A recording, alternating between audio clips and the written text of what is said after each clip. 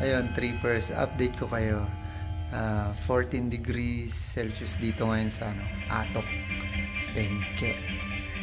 Dito sa may Buddha's Transient House, trippers. Kaya dito ako sa may tapat ng fireplace. Ito. Di ba? Malamig na. So mamaya mas malamig pa. Ang ine-expect dito is naglalaro daw sa 8 or 6 ohm. 8 or 6 daw sa kaya oh my god, mamaya